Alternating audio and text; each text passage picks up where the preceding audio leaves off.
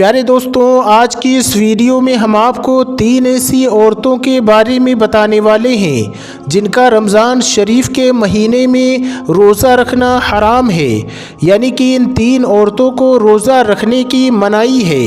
یہ 3 عورتیں کسی بھی حال میں رمضان کے مہینے میں روزہ نہیں رکھ سکتی۔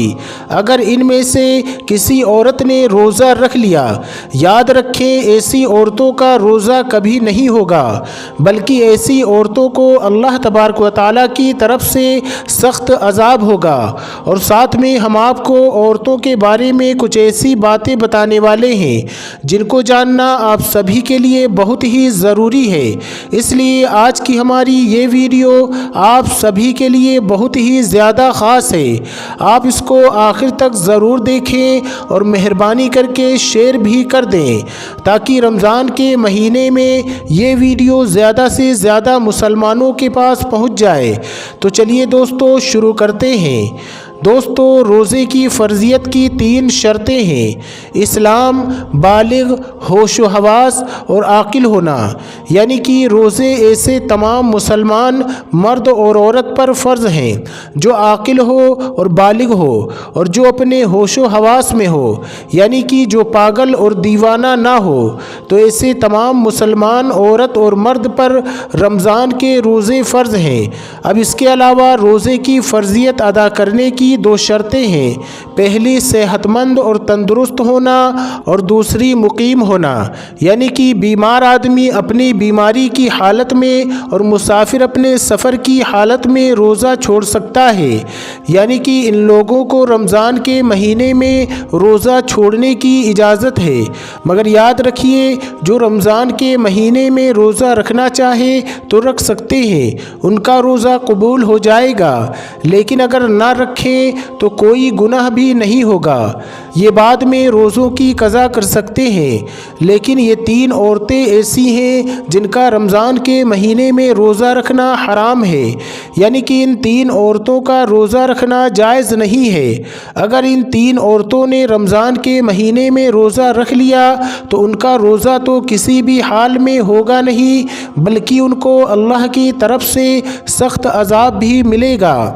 نمبر 1، حیض کی حالت میں۔ دوستو، سب سے پہلی عورت وہ ہے جو حیض کی حالت میں ہو، یعنی کہ جس کے پیریڈ چل رہے ہوں۔ یاد رکھیں ایسی عورت کا رمضان کے مہینے میں روزہ رکھنا حرام ہے۔ ایسی عورت کا روزہ رکھنا جائز نہیں ہے، یعنی کہ حیض والی عورت رمضان کے مہینے میں روزہ نہیں رکھ سکتی ہے، کیونکہ حیض کی حالت میں روزہ رکھنا اور نماز پڑھنا حرام اور ناجائز ہے۔ مگر ایسی عورتیں یاد رکھیں کہ اس وجہ سے جو روزے آپ کے چھوٹ گئے ہوں تو آپ کو چاہیے کہ آپ ان چھوڑے ہوئے روزوں کو بعد میں قضا کریں، یعنی کہ جب آپ پاک صاف ہو جائیں تو چھوڑے ہوئے روزوں کو بعد میں پورا کریں۔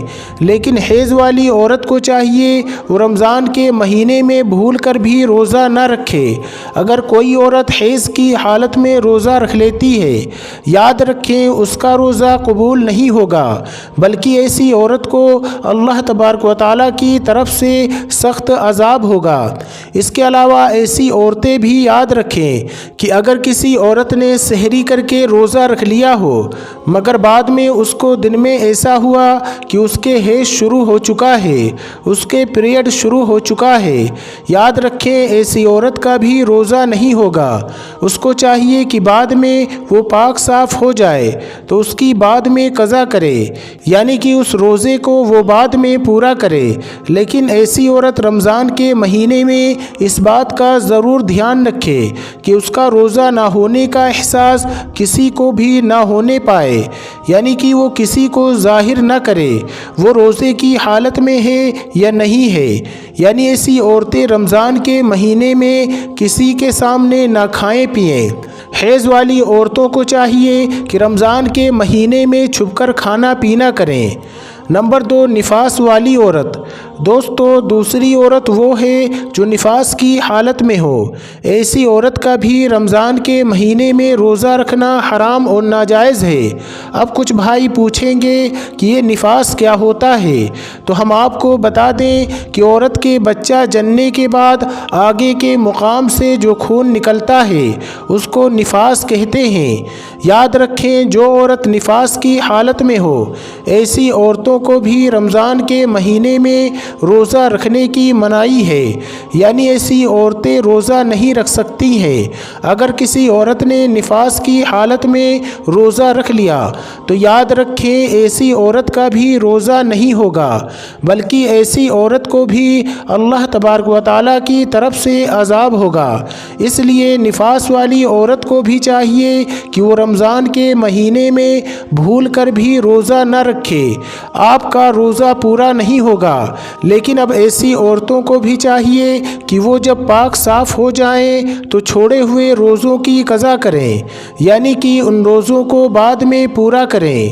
اگر کسی عورت نے رمضان کے مہینے میں روزہ رکھ لیا اور پھر اس کو دن میں احساس ہوا کہ اس کو حیض شروع ہو گیا ہے اور پھر اس کو بچے کی ولادت ہو گئی ہے جس کی وجہ سے اس کا نفاس ہو گیا ہے، تو یاد رکھیں ایسی عورت کا وہ روزہ نہیں ہوگا، اس کو بعد میں اس کی قضا کرنی ہوگی۔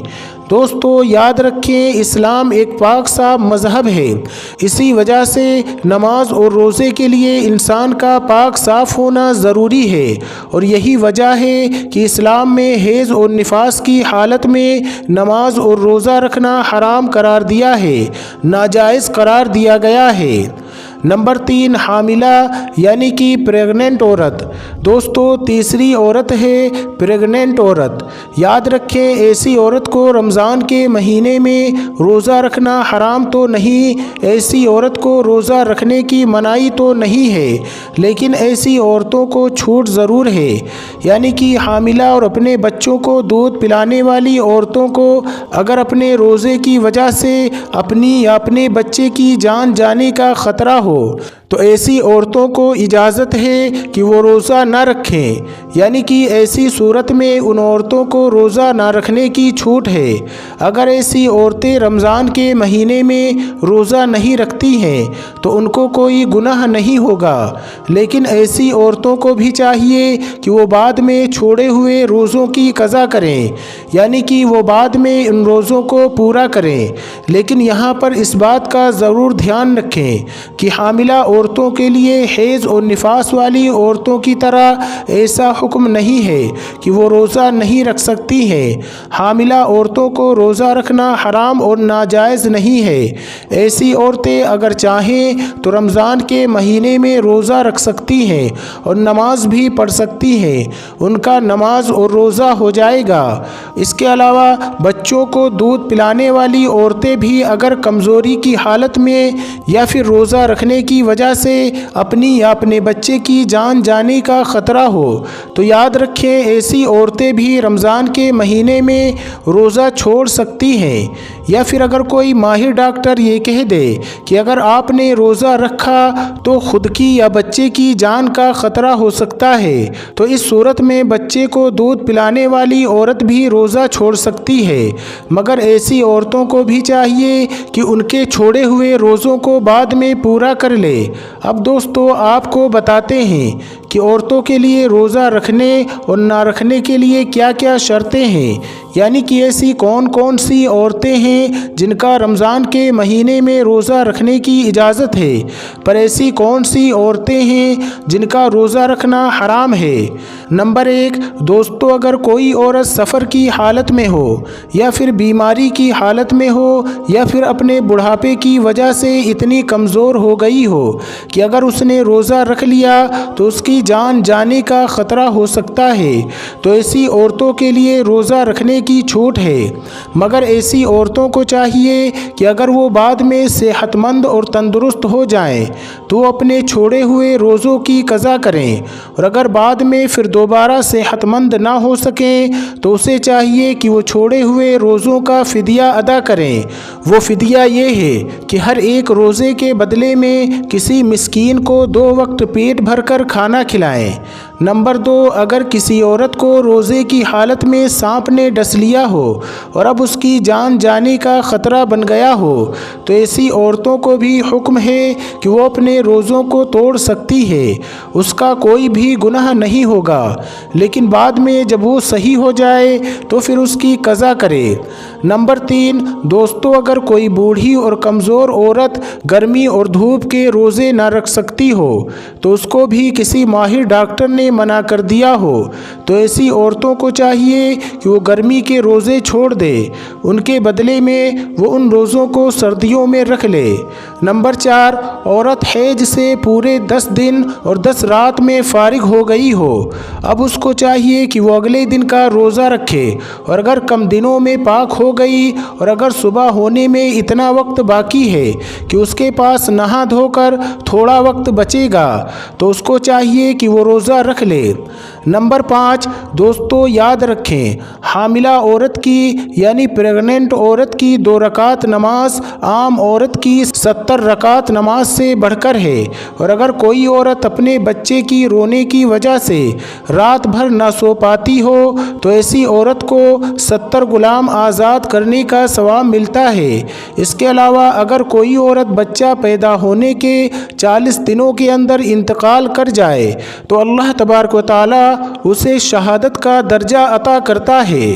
نمبر 6، دوستو، جو پاک دامن عورت اگر رمضان کے مہینے میں نماز روزے کی پابندی کرے اور اپنے شوہر کی خدمت کرے تو اس کے لیے جنت کے 8 دروازے کھول دیے جاتے ہیں۔